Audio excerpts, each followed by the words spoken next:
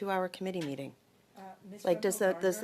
minister Rempel-Garner, need a I'm break? asking you and everyone else here if we could take a 5-minute break. If you are against it, that's okay. So now we will have, you have said no, so we will continue. So now we are going to go, despite everybody else saying yes, we will continue. You will have, we now have Ms. Rempel-Garner starting the 4th round for 5 minutes. Thank you. I'm here to work, Chair. Minister. So are we. Thank you. Thank you, Chair. Minister, I just want to be clear, there are presently, per your testimony, no asylum claimants in any hotel or temporary accommodation in Canada right now. I said there's no asylum claimants in hotel accommodations, IRC. No, there isn't. I didn't say there. Obviously, there's there's other municipalities have places, but not in hotels that are paid for by the federal government or anyone else. That's correct. So you're not paying for those asylum claimants that were in hotels to be in other places right now in any way, shape, or form? So we have transferred funding to municipalities, but there's no asylum claimants in hotels.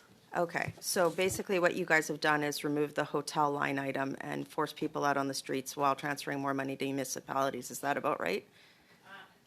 I didn't say that. Okay, thank you.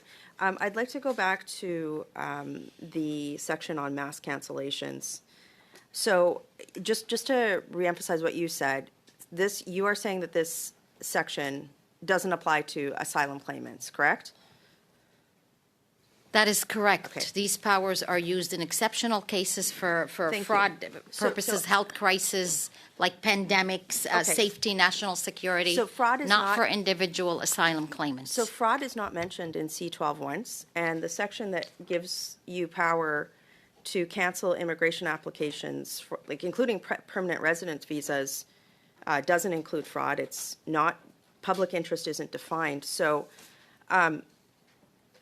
you weren't able to give an example, a specific example of where you would use this before. I'm just puzzled why you would be asking Parliament to grant you authority to cancel somebody's permanent resident visa without going through Parliament if you can't name an example. So as I said earlier, happy to repeat, these are not meant to be used for individual cases. Okay, so these powers are for intentionally.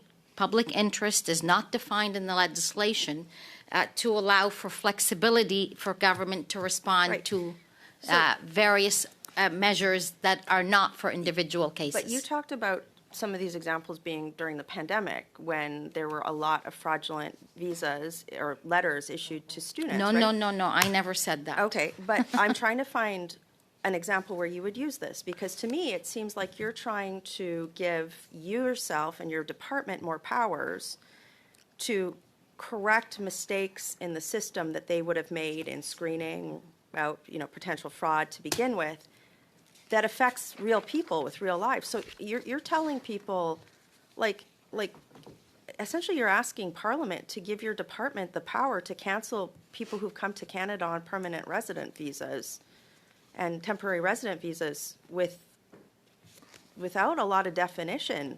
Absolutely not correct. The Minister of IRCC will not have these authorities. But the government and council would, right? The decision rests with government. That but not would Parliament. issue an order in council that would be made public. But not Parliament. So, to intervene on documents. Ms. Rempel-Garner, kindly allow her to answer the question. Minister next week, and somebody asked you, if I was a Red FM panel next week, and a radio host said, who does this apply to? What would you tell the radio host? Again, these are meant to protect us. Who's us? The government, the Canadian public. It's to protect the Canadian public from safety, from major crises. Allow her to answer crises. The question, Ms. Rempel-Garner. That's what it's meant for. It's to intervene when there's, in the opinion of the governor and council, it's in the public interest to do so. The government and council powers to protect Canada from groups of immigrants? Which groups of immigrants? There's rise in exploitation. I don't think I need to tell you that. There's many that are brought in along, and we've learned a lot of lessons from COVID-19 pandemic that pointed to gaps in the authorities that currently exist Why in wouldn't Canada. you just make the system work as opposed to punishing victims of human trafficking? This seems like like you're literally saying that you're going to cancel whole groups of people's permanent residence visas. without Absolutely not defining saying what that. And that's the reason exactly why what the this legislation says. legislation is to make things work better. I think you're saying you said protect Canadians from people. Which people? It's to protect Canadians from public crises that are Thank deemed. thank you, Ms. in the- Rempel-Garner. Thank you, Minister. Next, we